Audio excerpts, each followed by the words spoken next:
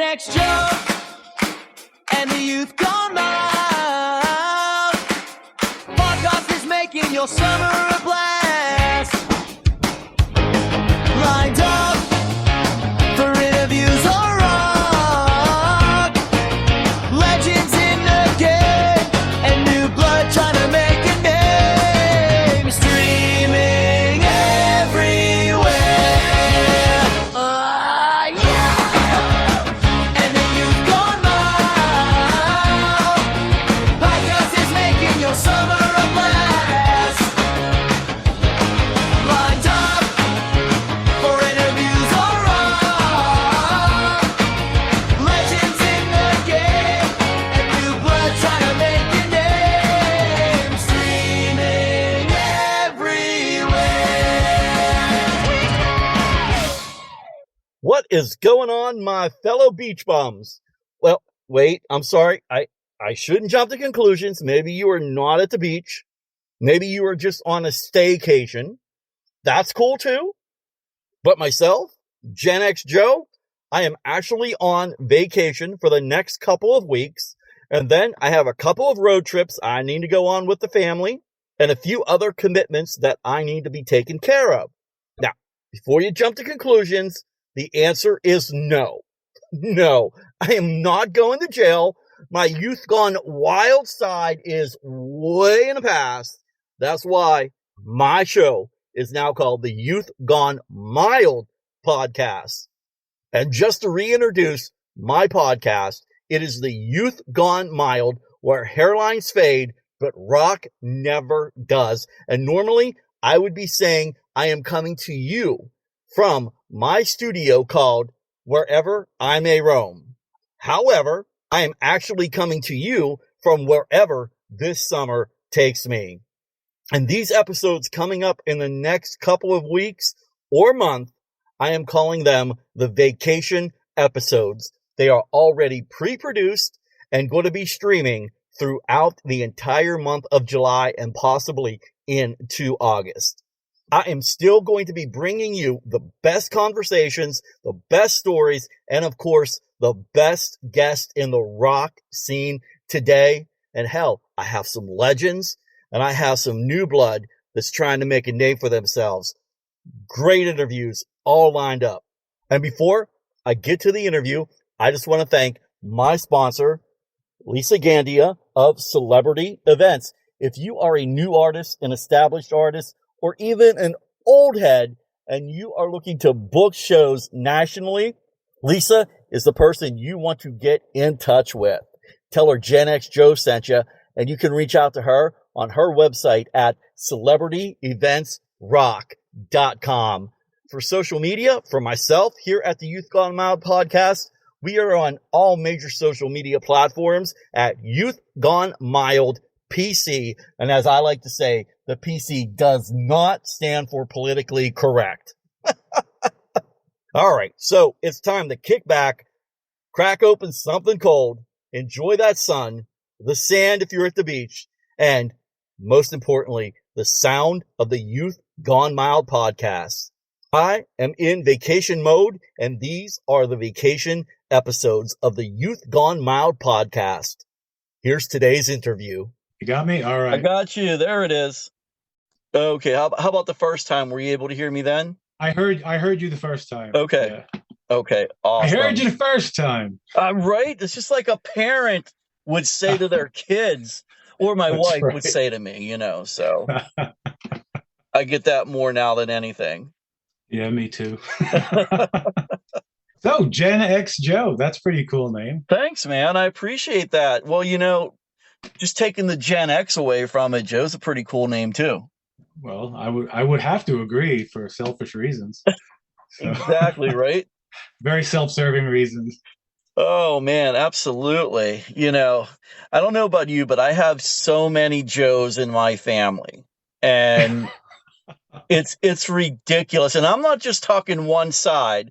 I'm talking both my parents' sides. So even at 52 years old, I'm still Joey. My mother hates it. My mother hates it when people call me Joey. She hates it. And my job, they call me Joey. But it's funny because I never referred to myself as that. I don't care. I mean, my mother cares more than I do. But, but yeah, Oh yeah. there's a lot of Joes in my family too. They're Oh everywhere. yeah. So there's that Uncle Joe. There's Joseph. So. But yeah. I'm never gonna get rid of Joey. I'll always be Joey. So. Oh man. Well, hey, thank you, Joe, for being a guest here on the Youth Gone Mild podcast. You're welcome, Joe. Thank you for asking me to be on the Youth Go Mouth podcast. So how many times are we going to say Joe throughout this? We should just give ourselves different names or something like that. What year were you born? 74. Okay, I'm 72, so we're in the same wheelhouse. God damn it, man. You look younger than me. Shit. It's all that Kiss makeup. Keeps the skin nice and soft. Right? Oh, man. Well, speaking of Kiss, I know you're in the tribute band to them. And forgive me, but what character do you play? I play Gene Simmons. Okay, because Billy plays Paul, right? Correct. Okay. Because I didn't want to get you too mixed up, so I was like, I'm going to play it safe, and I'm just going to ask. Yeah, that's me. My Facebook for the Kiss stuff is Joe Gene, because I used to be in my old original Kiss tribute band was Dressed to Kill from New York. We're going like 97, 98, 99. And the singer who played Paul, his name was Joe. Oh my God. So I'm Joe. So when we would be doing makeup, if somebody was called, it'd be either Joe Paul or Joe Gene. So that's how I got that name. I think the title of the podcast episode we're doing right now should just be called Joe. I think that's what it should be. And I take it, right? And I take it you are not a Kiss fan at all. Oh God, no, of course not. No. I'm a huge Kiss fan. Gene is my favorite member. When I first started in the Kiss tribute scene, I was an ace. I started as an ace Frehley. I'm a guitar player at heart. And I was an ace Frehley up until 1997 because the band had a tour scheduled that we were rehearsing for, and the Gene quit. And the Peter wasn't able to go. So, and I had been telling the guys for years, oh, I want to be Gene. I want to be Gene. And they would say, oh, but you're such a great ace. And I said, no, I could really be a good Gene. No. So then when we lost our Gene and we lost our Peter, I told Joe, I said, listen, we don't have a Gene. So give me a shot. Through our Kiss friends, we had a Peter and an ace take those spots. I put on a wig and got a costume made. Back when it wasn't easy to find one, you had to make them yourself. Oh, geez. And then we went on tour, and ever since then, it's just been Joe Gene. So now I'm all confused. You said Peter, Paul. I'm thinking Peter, Paul, Mary, all this good stuff. But there never was a Mary. Well, maybe Vinnie Vincent, but we won't go there. That's quite possible. Sorry, that was bad. That's all right. You were guessing on my podcast today. It's on a more serious note. January 3rd, 2024. You heard about that? I did. I heard about that. I read about that. Yes. You experienced something was wrong with your hearing. Correct. I'm just going to say it. You were probably scared shitless. I know I would be. Well, it's interesting. What happened to me is called sudden sensorineural hearing loss, SSHL. On January 3rd, and I lost both ears 6 months apart. So I didn't get scared shitless until I lost the second one. That's the nightmare. So regarding the first one, January 3rd, normal day, wake up, make my son breakfast, getting him ready for school, getting myself ready for work. And I happen to notice that my left ear, it feels like there's a lot of pressure, like when you're on an airplane and your ears are going to pop from the pressure. Out of nowhere, take a shower, and I hear crackling in my ear.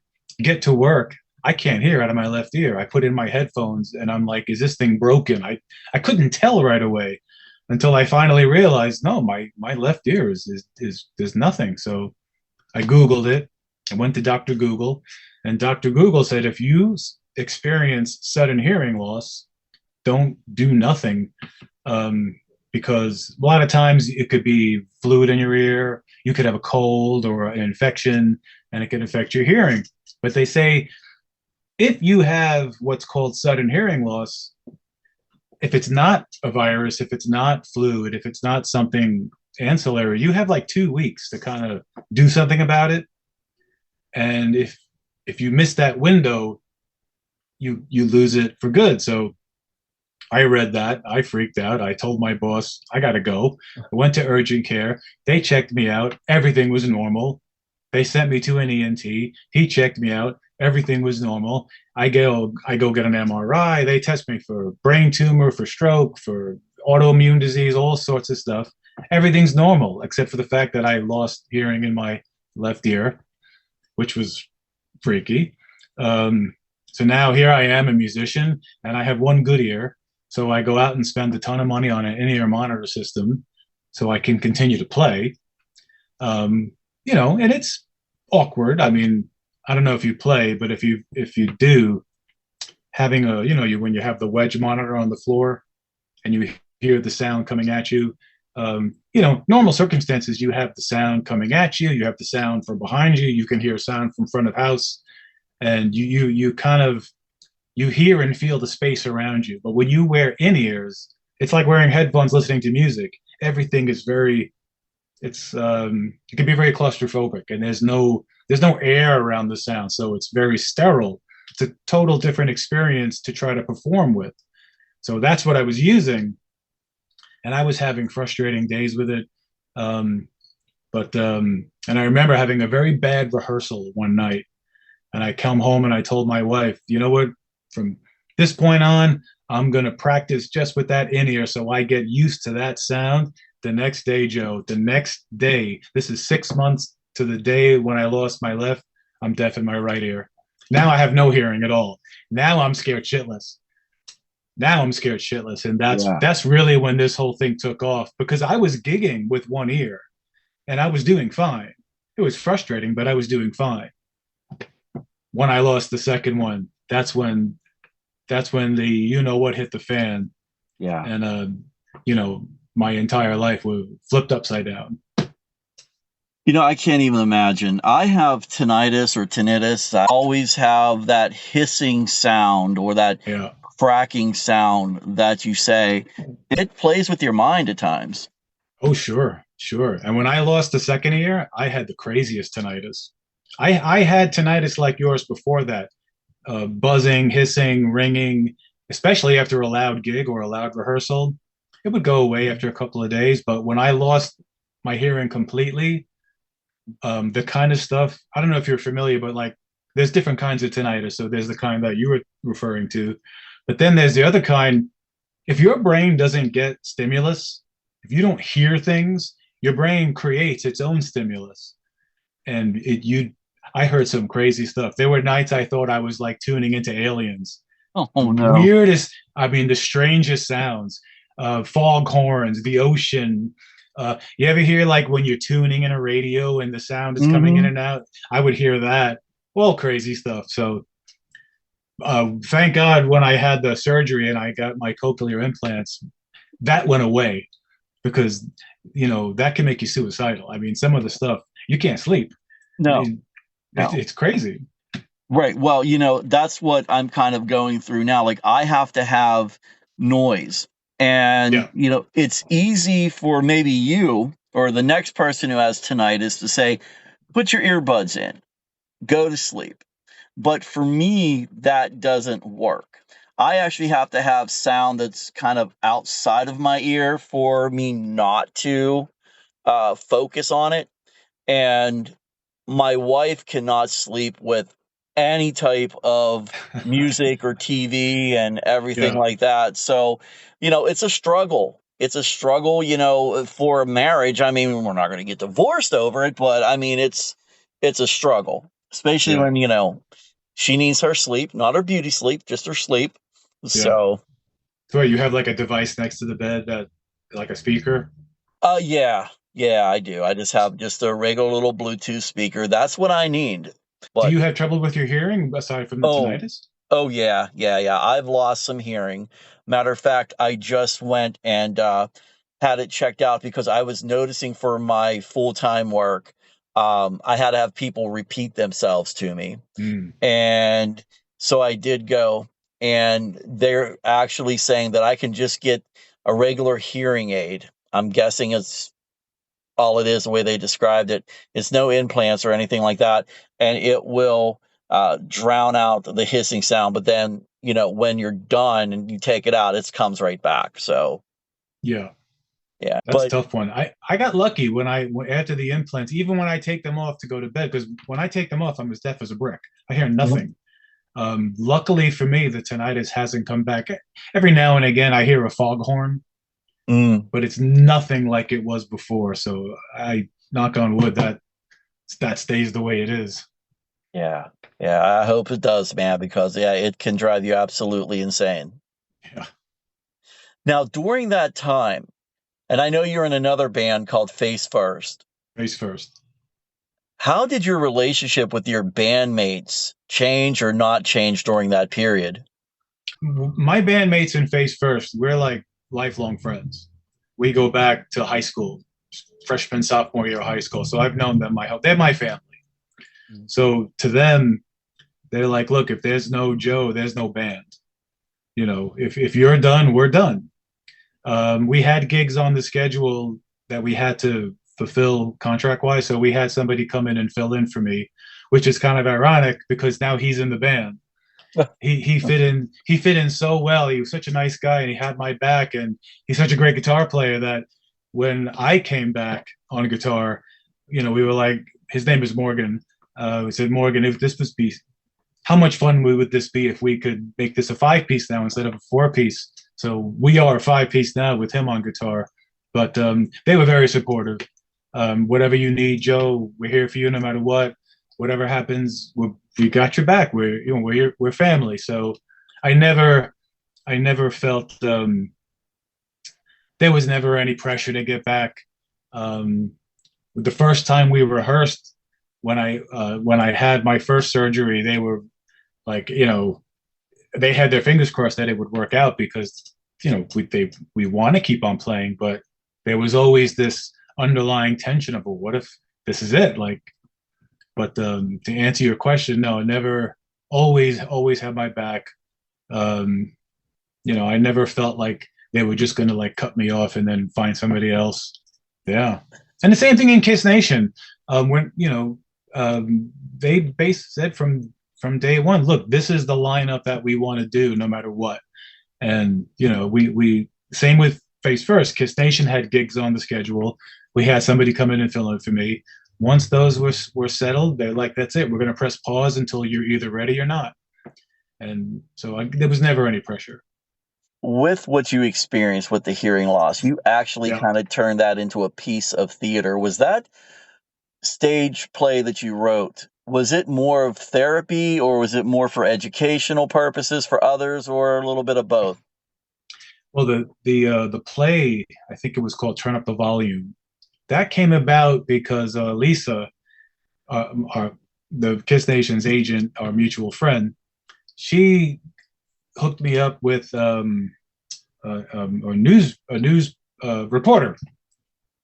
So he came over to my house to interview me, and at the time I'm deaf, so I'm using my phone to. I had a voice app that would, translate. So he'd talk, and it would come up on my screen what he's saying. So I would read that, and I could speak back because I had just enough hearing in my left ear where I could hear my voice in my head, like almost like a whisper. But I had a reference point, so I could talk. So he interviewed me for like a few days, and through my story, he composed this play. He turned it into something that was a couple of nights off Broadway, way off Broadway. It was like, the back streets of New York City. But it was great. It was, to sit there and watch somebody play me telling my story while I'm sitting in the front row with all my family and friends it was quite an experience. At that time, I was using hearing aids because that was part of the cochlear implant process through insurance. You had to kind of exhaust all the other options to be eligible for surgery. So at the time, I was wearing hearing aids. It was very difficult to navigate that because hearing aids didn't really do anything for me because I had nothing to work with. But I could just about hear everything at a mumble. It was like a mumble. Everything sounded very underwater and very low, but I could function well enough, to for the most part enjoy what I was watching. But at the time, I had no implants yet. I was just wearing these hearing aids, and it was a struggle. It was a struggle. But what's amazing is when I think back to that time, I don't even really remember what things sounded like to me, how resilient the human body is and what it gets used to. I can't really remember what it was like, but I do remember it was very difficult. Now, speaking of the cochlear implants, Yeah. what were your expectations going in? I'm sure, to hear again and so forth, but was there a guarantee that you were going to hear again, or was there a slight possibility that these implants may not work? Well, from my understanding with cochlear implants, it's your mileage may vary. They can't guarantee what you're going to hear. I mean, if you think about what they're doing, inside your cochlea, you have your inner ear. You have like, what is it, hundreds of thousands of little hairs inside, and they're acoustic. So when the sound comes in to your ears, it passes through your inner ear, and your little hairs, these hundreds of thousands of little hairs are, doing all their little magic, sending signals to your brain, and that's how you hear. With a cochlear implant, they're replacing hundreds of thousands of hairs with 14 digital electrodes that basically wrap around your inner ear, around the cochlea. So you're going to be able to hear something, but they can't guarantee what it's going to sound like. And I've read tons of, during the process, I read tons of people's experiences, and it goes from, the high of everything sounded as normal as could be within reason to as bad as I still can't understand what people are saying to me. So I remember speaking to my wife about it, and I said to her, well, what if I do the surgery and it doesn't work and I can't hear anything? I won't be able to play. And she said, hun, you can't play right now. It's not going to be any worse than it is right now. It can only get better or stay the same. So you have to give it a shot. And I was one of the fortunate ones. I was a good responder. I picked up speech right away, as terrible as it sounded, and it did not sound good. It sounded very digital. In the beginning, everybody sounded like Mickey Mouse. Everybody sounded like they were sucking on helium balloons, very high pitched, but I could understand what people were saying. And for me at that point, that was life changing, because up until that point, I was using my phone to translate what people were saying into text so I could read it. So in hindsight, it was a very huge moment for me to get activated and be able to actually talk to somebody as normal as I could expect before losing my hearing. Now, I want to ask you two questions. Yep. Let's go with the sound for the most part right now. You were saying some of it sounded digitalized and such. How normal is it right now for you to hear the sound of your wife's voice or your kid's voice? Is it still about the same as it was prior to, or is it a little bit different? Well, it's gotten a ton better. So currently, the way I would describe it is this. I knew my wife's voice before I lost my hearing. So when I hear her talk to me, she sounds like her. I recognize her voice. Same with my son, my sister, my mother. I hear your voice, and I can hear the sound of your voice. The way I describe it now is everything sounds like I'm talking to you over the phone. So you know the difference. In person is very rich. You hear the person, you hear the space around them, you hear the room. On the phone, when you're on the phone with somebody, it sounds very flat, sounds very digital, but you certainly recognize the person on the other end. You can recognize their voice. It's just the quality of the sound. It's not what it used to be, but it's honestly, Joe, it's as normal as I can remember. That's the best way I could describe it. It was life changing. It was a lifeline. You know, you have to understand, up until that point, I'm deaf, completely deaf. I hear nothing. And they turn on the implant and I could hear again. I mean, at that point, everything, it's all potential now. Well, if I'm hearing like this now, well, wait till they do the other one. Yeah. Because I only had one at that point. It was my right ear I did first. I did my right ear in September of 2024. So, and then I had my left ear scheduled for January 2025. So when they turned on the right ear, I mean, it was a huge moment for me. It's hard to describe. I mean, it's like winning lotto. I mean, it's like it's everything. It's so much that it's hard to describe. I mean, you go from nothing to now I'm talking to you semi-normally. You know, I mean, right away I could understand the audiologist when she was talking to me. It was, you know, it wasn't easy, but if I concentrated, because now you have to also too, I'm hearing out of one ear. I don't have stereo at that point, but I could understand her, and it was like the only reason I didn't start crying on the spot was because I'm a musician and my mind was on music. Like that was really the thing I had to try to get back to. So all the stuff that was happening, I couldn't even really enjoy it because my audiologist would say all the time, she goes, Joe, why aren't you not jumping up and down? You should be so excited. And I would say, Lisa, I am very excited, very happy, but you have to understand, I'm a musician and this is not going to be over until I get back in a rehearsal studio, get back on stage and I'm able to play. But it was monumental to be able to talk to somebody without using a phone, without reading a transcript. So I hope that answers your question. It's very hard to pinpoint the feeling. No, hey, listen, you've answered that perfectly. You know, now looking forward though, what does performing now seem like to you? Was there any changes you had to make, or did it just come back naturally for you? Well, performing is a completely different story. So everything sounds different music-wise.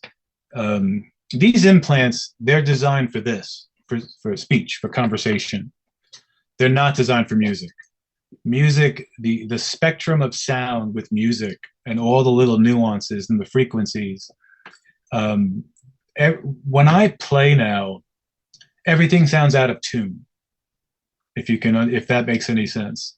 I have to use what music theory I know. Everything's visual. So when I'm playing the guitar or when I'm playing the bass, you know, I have to look down a little more often than I used to make sure that I'm playing in the right spot. A lot of it's muscle memory. I just remember certain parts. The parts I don't remember and have to relearn, I have to use music theory to kind of piece it all together. I do a lot more tablature than I used to. I have to look at chord charts, YouTube videos if there's something that I need to figure out that I can't quite hear because I can't use my ears anymore. And it's frustrating because my ears were one of my strengths. I could learn a song just by hearing it, and I would be able to piece it together and play. Even singing, like if we were singing together and I was harmonizing with you, if you like went flat or sharp, I could go flat or sharp with you. That's how sensitive my ears were to the sound. So performing now, I'm able to do it. And I have about a half a dozen shows under my belt since coming back, but it's been a huge challenge. Nothing sounds the way it used to. Everything sounds out of tune. I have to not trust my ears anymore. I can't go by what I'm hearing. If I hit a wrong note, I can't tell. So I have to really make sure that, I'm in the right spot when I'm playing.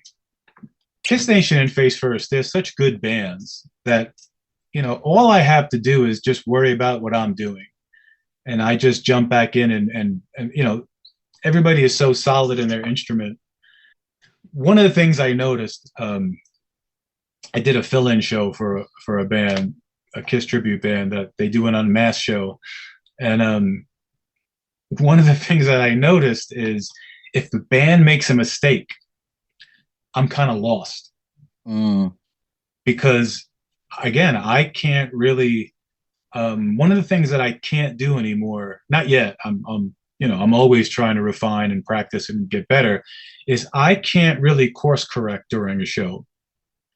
Like I have to do, for me to perform now, it's all planning. I have to plan. I have to rehearse to the point where when I get on stage, I'm not thinking. Because once I start thinking, I kind of fall behind. And if I fall behind, I get a little lost.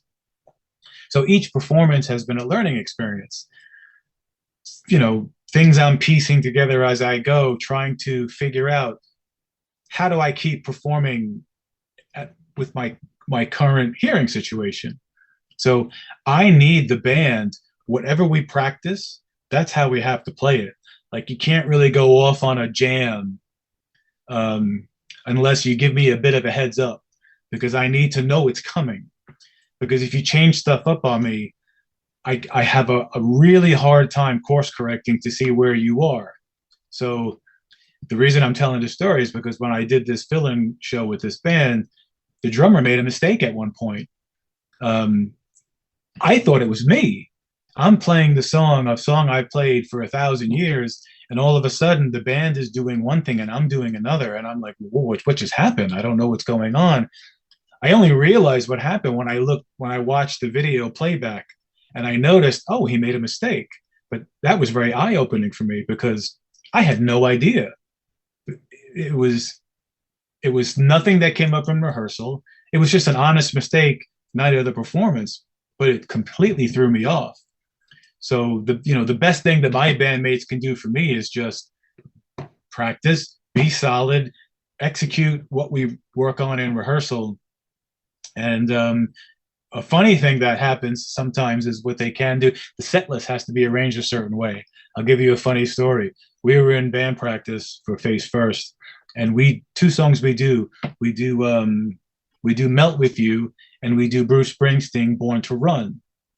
And we did them back to back.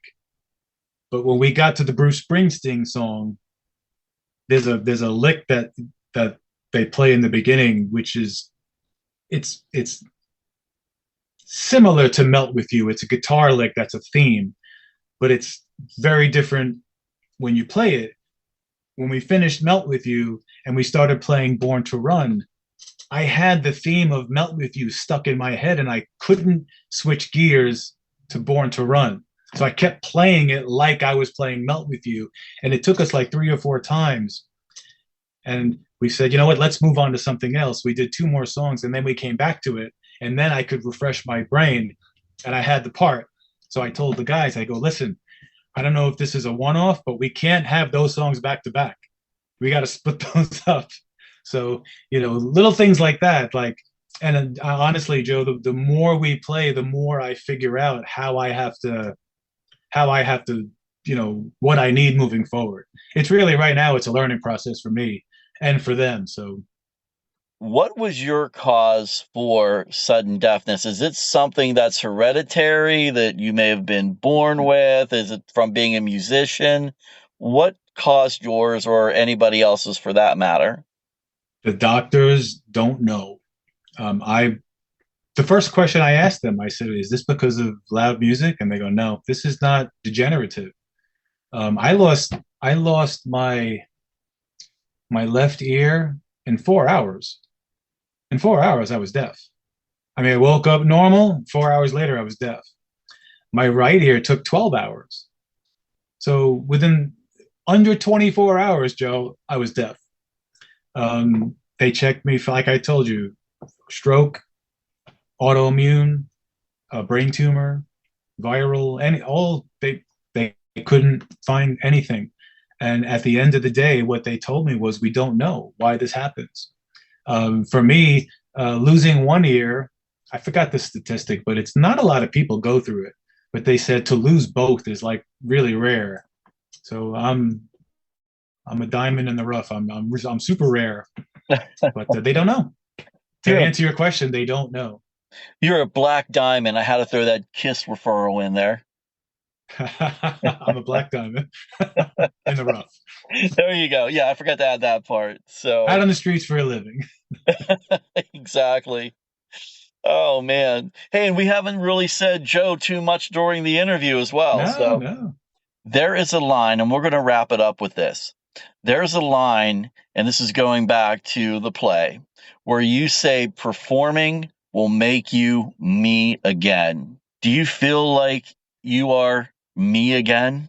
One of the questions that my singer asked me in Face First, because I was so driven to come back, and he goes, I want to ask you a real honest question. He says, let's say you come back. He goes, are you going to enjoy it? You're so focused on getting back on stage. Have you stopped to consider, will it be the same for you? And I said, that's an interesting question. And I thought about it, and I was like, performing, there are so many parts of performing that I enjoy. Obviously hearing the music and getting in that zone when everything sounds right and you're just taken away by the magic of music, that's a piece of it. That's a huge piece of it. But there are some very visceral, physical things performing. The feel of the guitar strapped around you, the feel of your hands on the neck, the feel of playing, the energy from the audience, moving around and feeling the power of the PA. There's a lot of moving parts to performing that are very enjoyable. So I said, I don't know how to answer that. I'll let you know if and when I'm lucky enough to get back on stage. And to answer your question, I mean, when that first show, I felt as close to me as I had felt in a long time, because it wasn't easy. It had its challenges, but I was up there and I performed, and I got through the show, and I got the best feedback I got from friends and not acquaintances that came to see the shows. They said, you sound like you. If we didn't know that there was something wrong, we wouldn't know anything was wrong. To know that no matter what I think I'm perceiving, to know that I'm doing it as well as I did before. And in some regards, I might be even a little better. My drummer in the band told me, you've gotten better on guitar since you lost your hearing. I'm a tinkerer. So like I have my pedal board out in front of me, and like I'll always be adjusting knobs, trying to find that right tone, this and that. I don't do that anymore because it all sounds terrible to me. It all sounds the same. Little nuances, I don't hear them anymore. So I focus on the playing. And he says, you've actually gotten better as a player. So that meant the world to me. So to answer your question, yeah, I feel like me again. I feel like it could only get better. It can't get worse. 100%. And the whole thing even spurred me to start a Facebook page of the Deaf Rock Star. I don't know if you've seen my Facebook. I know we just hooked up on Facebook. I'll send you a link to my Deaf Rock Star page.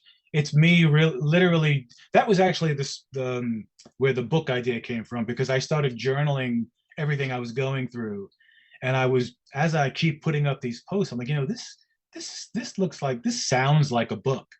Like there's chapter verse here. So somebody reached out to me on the Deaf Rockstar page, a woman who's a musician, and she just had an implant done, and she sent me a message, and she goes, this page has been a lifeline to me. Hearing your story and everything you're doing to try to get back, it's been like a blueprint that I can just follow. She said, please keep posting, because it's a lifeline. One of the reasons they say to keep a gratitude journal, right? I don't know if you've ever tried to keep one. I've been keeping one, and it's very hard to do. And I only recently learned why you do it. And it's to find find things to be grateful for. Right. I used to do them in the past, and I would be good for like a couple of days. And then, I have my wife, my son, my mother, my sister, my friends, my job. After a while, I can't think of anything to be grateful for. And I'd be like, well, what's wrong with me? Why can't I think of something to be grateful for? What kind of a loser am I? And then I realized the whole point of keeping a gratitude journal is to teach yourself to practice learning how to find things to be grateful for. When you struggle to think of something, that's the whole point. We have something called the negative bias. It's easy for us to swim in the negative, but it's hard to find things to be grateful for. That's the whole point.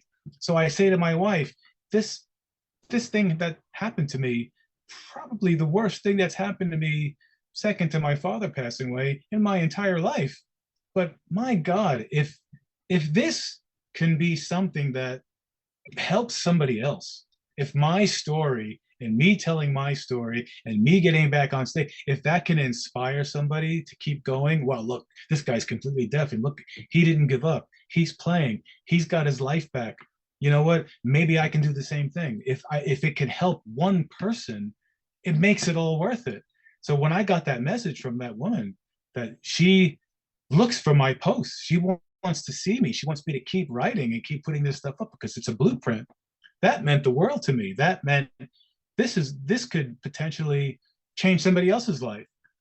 So, one day I was actually talking to my wife, and I'll keep it quick because I know you said you wanted to wrap it up. The last thing I wrote in my journal was, I'm grateful for all the roads I'm traveling, good and bad, and curious to see where they lead me. I said, who knows, maybe in 10 years I'll say losing my hearing was the best thing that ever happened to me. You don't know. How crazy is that? You're amazing. That's all I can say. I appreciate that. I hate to end on that note, man, but I'll tell you what, your story. Not a bad note. It's not a bad note, and that's a music pun I guess we'll intend it to be, right? So I'm going to call you Joe. I had to get another Joe out there. So anyway, but I want to thank you. I want to wish you the best of luck in the future. So I'm certainly going to try. Appreciate it. It was a pleasure talking to you today, Joe. All right. Just because this episode is over does not mean summer is over yet. Oh, hell no. We still got 2 full months of summer left, but not quite 2 full months of pre-produced Youth Gone Mild podcast. I should be back second week of August with all brand new openings and closings. But until then, you're kind of stuck with what you got. And I do apologize for that. But like I said, we have a family vacation coming up, a few road trips, and other commitments that I need to be taken care of. I hope everybody understands. I'd just like to thank my guest here on the Youth Gone Mild podcast today, all of my listeners, and my sponsor, Celebrity Events by Lisa Gandia. And don't forget, if you like what you hear, go to my social media pages at Youth Gone Mild PC. Give it a like, give it a follow, leave a comment. And if you're looking for the next episode date of the Youth Gone Mild podcast to resurface, then just follow us on all our social media platforms. And don't forget, we are also out there on all major streaming networks. And give us a like and a follow there as well. All right, this is Gen X Joe telling you to rock loud, live proud. Peace out. Props everyone for listening to the Youth Gone Mild podcast, where hairlines fade, but rock never does. Gen X Joe and Youth Gone Mild.